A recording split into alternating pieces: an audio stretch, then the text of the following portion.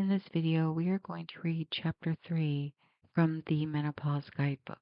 Hello, everyone. Thank you for joining Adults ESL Online Learning. I'm Dr. Hernandez Smith.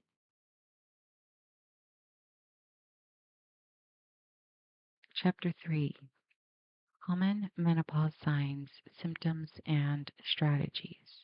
As women go through the menopause transition, they commonly experience signs and symptoms related to menopause. Hot flashes are the most common bothersome symptom and are likely the most recognizable.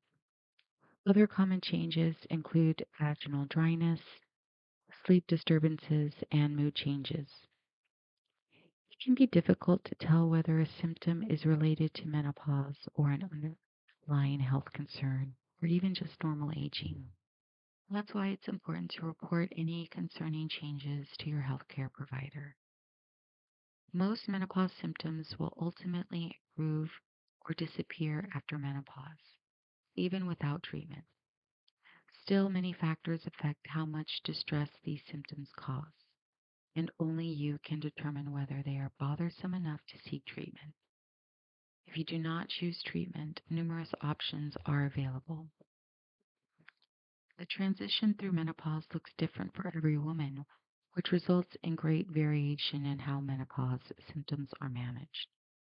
Some will find that lifestyle changes are enough to keep symptoms in a tolerable level.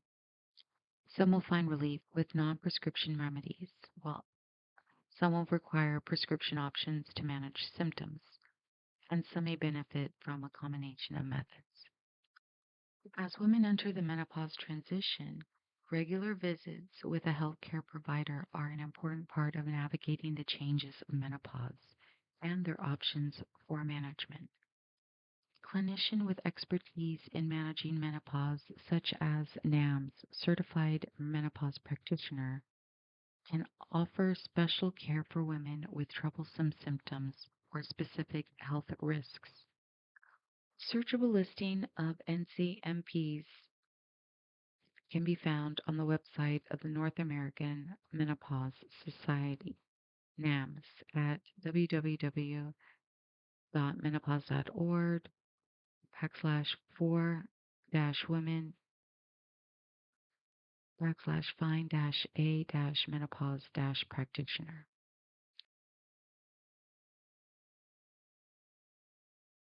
Changes in menstrual periods.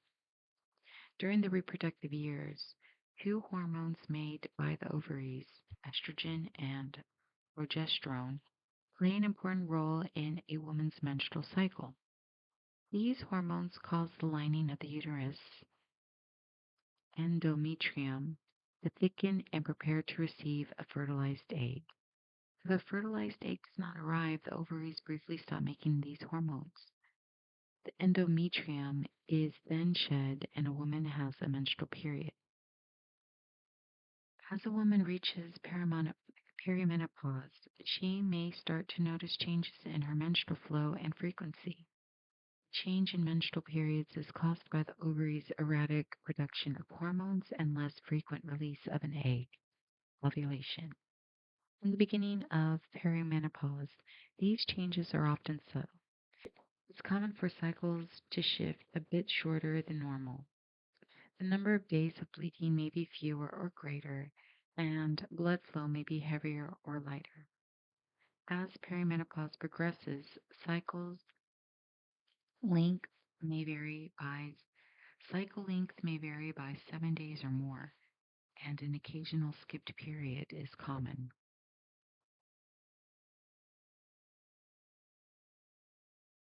Abnormal uterine bleeding. What's considered a normal menstrual cycle varies greatly from woman to woman. Still, in the years approaching perimenopause, most women will have a pattern that's fairly consistent for them. This means that any changes that occur may be noticeable. It's important for a woman to inform her healthcare provider of any changes that occur in her menstrual cycle because one provider can help determine whether the bleeding pattern is normal or abnormal. It may help to track periods on a calendar or with an app so that they can be easily reviewed at the next checkup. It's especially important to consult with a healthcare provider if any of these patterns occur. Periods that are extremely heavy, especially if this is abnormal for you. Periods that last more than 7 days or 2 days longer than usual. Fewer than 21 days from the start of one period to the start of the next. Spotting or bleeding between periods. Vaginal bleeding after intercourse. Don't assume that any abnormal bleeding is simply part of normal menopause. Most of the time, that's true, but abnormal bleeding can also be a sign of another health condition or even cancer. In cases such as cancer, the earlier symptoms can be identified and diagnosed, the greater likelihood of successful treatment. Other possible causes of abnormal bleeding include fibroids, infections, thyroid dysfunction, and the use of certain medications or herbal products. Heavy or irregular bleeding, even when not related to cancer, can have a negative effect on quality of life. It may cause social embarrassment, discourage women from participating in exercise and sports, and cause avoidance of sexual activity. Heavy or prolonged bleeding may even contribute to a reduction of red blood cells, anemia, resulting in feeling of fatigue and weakness. An evaluation for abnormal bleeding will begin with a medical history to determine whether there is a reason for concern. Included in this history are a look at normal and current menstrual patterns and the use of any medications or herbal products that can affect bleeding. Thyroid and pelvic examinations will typically be done along with a pap test and tests for sexually transmitted infections, STIs, if warranted. Blood testing may be done to check for anemia, and transvaginal ultrasound may be used to check for physical abnormalities such as uterine fibroids or polyps. Depending on what's seen, a biopsy may be recommended to check for overgrowth of the lining of the uterus, endometrial hyperplasia. Most often, irregular menstrual bleeding is not linked to concerns with endometrium. Bothersome bleeding not linked to underlying treatable cause can often be regulated with prescription hormones. These options include oral contraceptives or a progestin containing intrauterine system. The use of non-steroidal anti-inflammatory drugs may be recommended to the early days of menstrual cycle to reduce heavy bleeding. Another non-hormone drug called tranexamic acid promotes clot formation in the uterus and can be taken orally each menstrual cycle. Sometimes abnormal uterine bleeding requires for more advanced treatment an outpatient procedure called endometrial ablation burns or freezes the lining of the uterus to control heavy bleeding.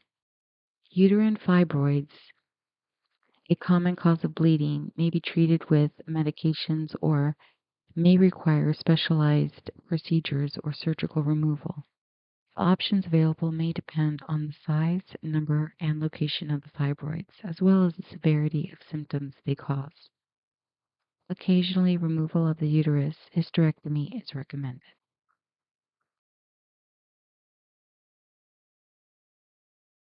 Decline in fertility. In today's culture, many women are waiting until they are older to try to get pregnant. But as women age, the ability to become pregnant, fertility declines. In fact, before any signs of the menopause transition become apparent, profound decline in fertility has already occurred. Research has shown that a decline in fertility accelerates after age 35 years. Although there are many fertility enhancing options available for midlife women, they are often expensive, involve some risks, and may not be successful. Additionally, as women age, their pregnancies involve more risks than do those of younger women. These risks include higher rates of spontaneous miscarriage and genetic abnormalities in their babies, as well as increased risk of problems such as gestational diabetes, hypertension, stillbirth, and the need for a cesarean delivery. Any woman who is interested in childbearing in her late 30s and beyond is advised to consult with a health care provider specializing in women's health to help mitigate and manage these risks. That provider can also help to assess fertility and discuss alternative options for having children if fertility is limited. Menopause signals the end of natural childbearing. For many women, this can bring a sense of freedom. Birth control is no longer needed, and unplanned pregnancy is no longer a concern, and a new stage of life is beginning. But for women experience premature menopause or an unplanned end of childbearing, this can be devastating.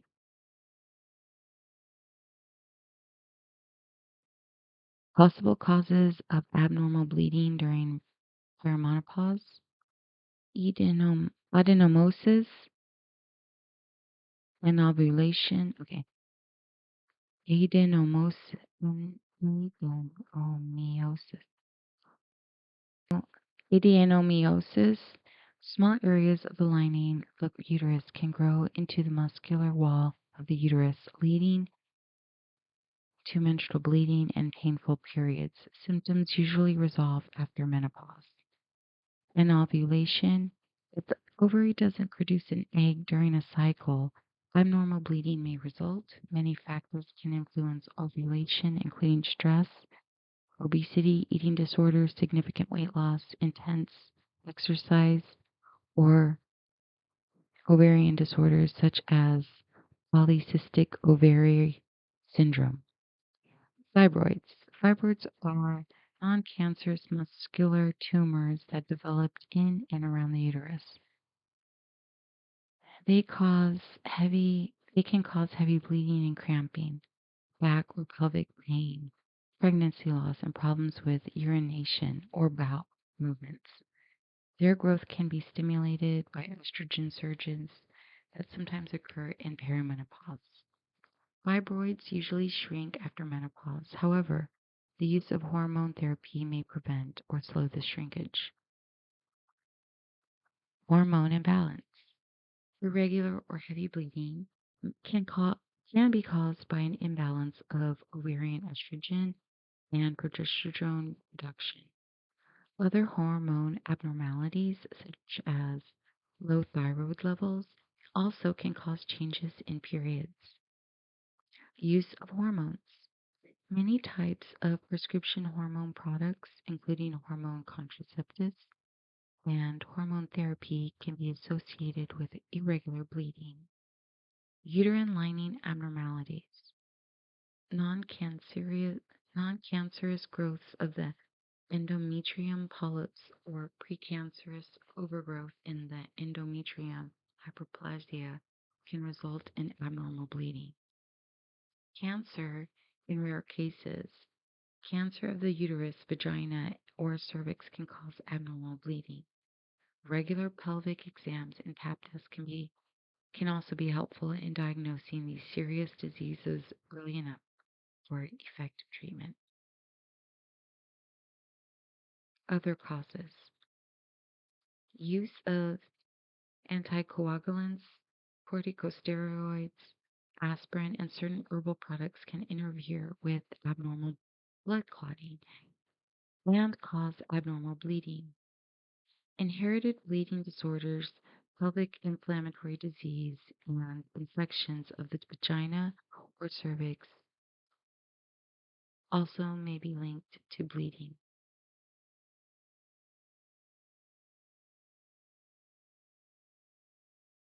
Birth control in perimenopause. Although women become less fertile as they transition into menopause, it's important to keep in mind that pregnancy can still occur even when a woman has skipped a number of periods. So that doesn't mean that ovulation is not possible and she can still become pregnant. This is why contraception is recommended until a woman has had 12 months in a row without bleeding, at which time menopause is considered to have occurred. A healthcare provider uses a woman's medical history, lifestyle, sexual habits, and personal preferences to help recommend the best choice of birth control. Effective contraceptive options for midlife women include hormone contraceptive pills, birth control pills, pouches, and ring, progestin alone pills, implants and injections, intrauterine devices with or without hormones, sterilization such as tubal ligation or fallopian tube inserts for women or vasectomy for a male partner. Other less efficacious options include barrier methods such as the diaphragm or spermicide, a spermicide containing sponge, spermicide alone, or male and female condoms. However, these require care. these require careful use to be effective, and some spermicide products can irritate vaginal tissues. Natural family planning Natural family planning, sometimes known as rhythmic method or periodic abstinence, is not recommended for perimenopausal women because irregular periods make predicting fertile times difficult. To diagnose the causes and type of incontinence, a healthcare provider takes a full medical history and performs a physical examination. Keeping a urinary diary for 3 days can provide valuable information in looking at when and how symptoms occur. In addition, the provider may want to analyze a urine sample to screen for potential underlying causes, such as bladder infection. To evaluate whether the bladder is emptying effectively, bladder scan or catheterization may be done to measure how much urine remains in the bladder shortly after urinating. Specialized testing of how the urinary system is storing and releasing urine, urodynamic testing, may be useful for some women. There are many ways to manage and treat urinary incontinence. The best option depends on a woman's overall health, the type and causes of the incontinence, and its effect on quality of life. Many methods of incontinence treatment take time to be effective. For that reason, a form of protection for your clothing may still be necessary. Although menstrual pads work well for mild incontinence, they aren't designed to absorb urine. They can overfill easily and may irritate the skin. A better option is to use absorbent pads or undergarments specifically designed for urinary incontinence. However, the ultimate goal is to treat the underlying problem rather than rely on these products. Management strategies may be effective for all types of incontinence. Limiting fluid intake to about 64 ounces per day. This can significantly reduce the number of leakage episodes. Because concentrated urine is irritating the bladder and can actually worsen incontinence, restricting beyond this amount is not advised.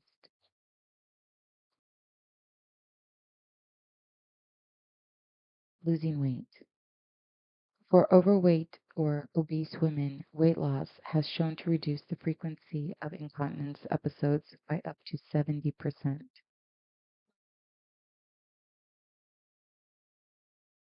The same time avoiding.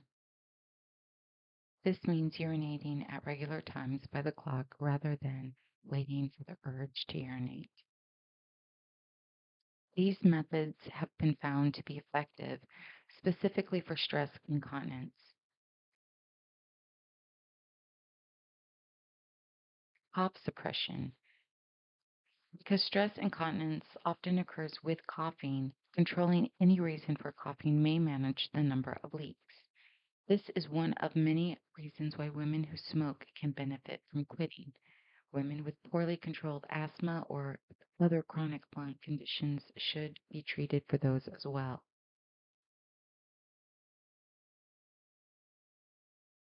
Incontinence pessaries. Pessaries are latex or silicone devices that can be used to treat stress incontinence. Inserted into the vagina, pessary rests against the back of the pelvic bone and supports the bladder.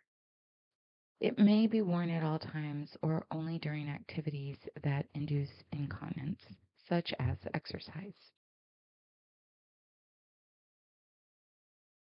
Pelvic floor Kegel exercises. These involved repeated contraction and relaxation of the pelvic floor muscles, strengthening them so they can better support the bladder. Women have reported up to 70% improvement in incontinence episodes when doing these exercises. Pelvic pelvic floor physical therapy. With these with these sessions, healthcare providers can assess the function of your pelvic floor muscles and develop an individualized exercise plan to strengthen them. This may include use of electrical stimulation and techniques such as biofeedback. With electrical stimulation, a device is inserted into the vagina to deliver very low dose electrical stimulation to the bladder and pelvic floor muscles. This improves muscle contraction and strength.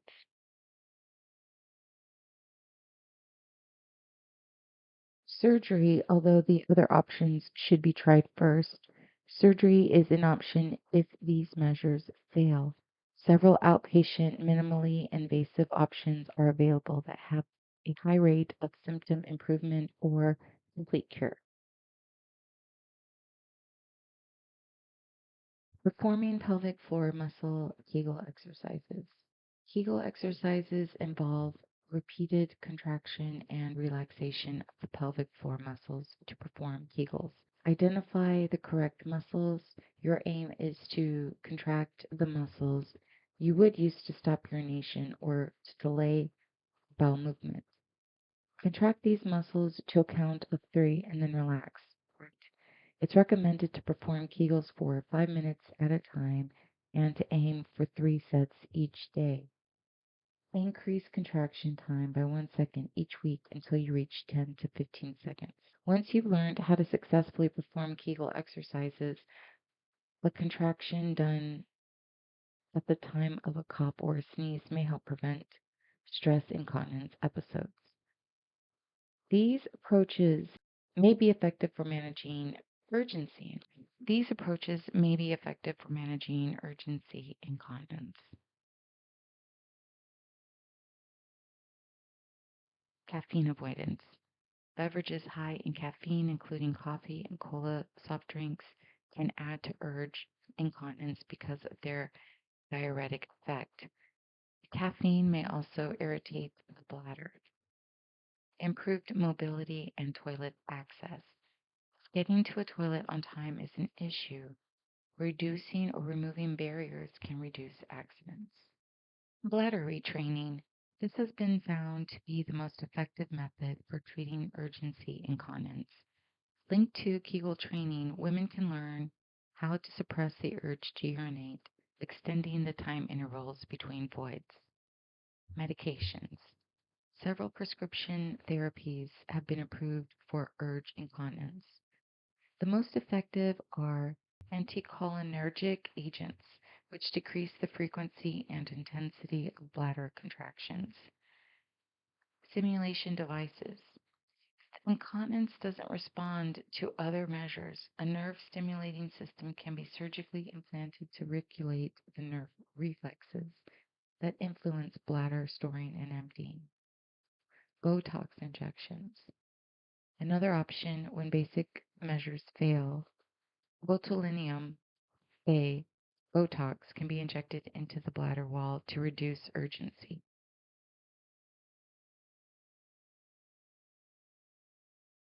Overactive bladder syndrome.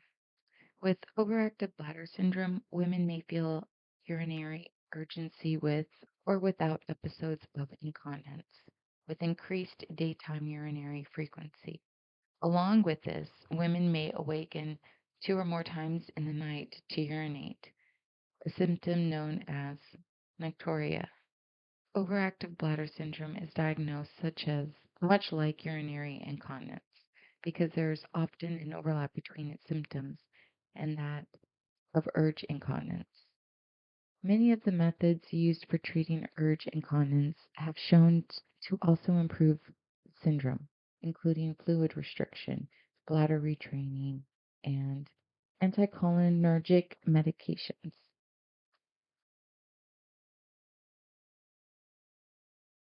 Prolapse, and its signs and symptoms include a sensation of a vaginal protrusion or bulge in the vaginal area that can be felt or seen. The risk of prolapse increases with age, childbirth, obesity, and hysterectomy. A physical examination is used to assess the presence and degree of prolapse. Treatment depends on the amount of bother the symptoms cause and whether the prolapse results in specific problems, such as the emptying the bladder. With mild prolapse, pelvic floor exercises and the use of series may improve symptoms. For prolapse that's bothersome, surgery may be an option. An estimated 12% of women will undergo surgery for prolapse in their lifetimes. Anal incontinence. Much as the sphincters controlling the bladder affect urinary incontinence, anal incontinence occurs when the muscle rings surrounding the anus weaken or are damaged. As a result, there is an involuntary leaking of solid or liquid stool severe enough to affect quality of life. Most women with anal incontinence will benefit from lifestyle measures such as consuming more fiber, addressing possible dietary factors such as lactose intolerance, and using fiber supplements or antidiarrheal agents. Pelvic floor physical therapy is also an effective option. If these measures fail, other options include electrical stimulation therapies and surgery. Functional constipation. Some women may develop difficulty having bowel movements, including straining to have a movement, the feeling of not having a complete bowel movement, or constipation. These symptoms fall under the umbrella of functional constipation. Anal tears and hemorrhoids are often common consequences. Dietary measures such as ensuring adequate fiber and fluid intake are an important aspect of management. Non-prescription agents such as fiber supplements, stool softeners, and laxatives may be recommended along with pelvic floor physical therapy.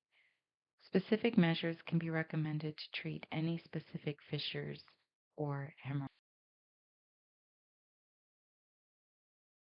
Frequently asked questions. Besides menstrual changes and hot flashes, what other changes might I face as I approach menopause? Each woman's menopause experience is different. Many women who undergo natural menopause report no physical changes at all during the perimenopause years, except for irregular menstrual periods.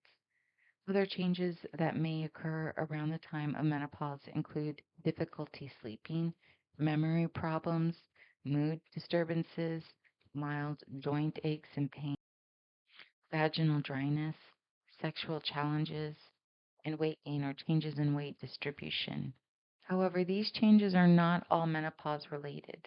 Maintaining a healthy lifestyle during this time of transition is essential for your overall health and can lessen the effect or even prevent some of these changes.